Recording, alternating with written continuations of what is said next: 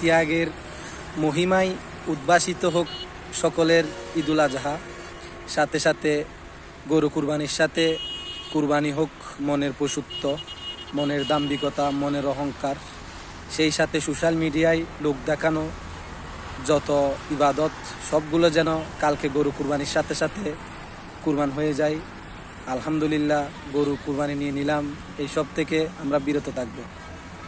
কুরবানির গরু বলেন, রক্ত, মাংস, চামড়া, নাড়ি বুড়ি, আসলে গরুর কিছুই আসলে আল্লাহ পাকের কাছে কুরবানি না।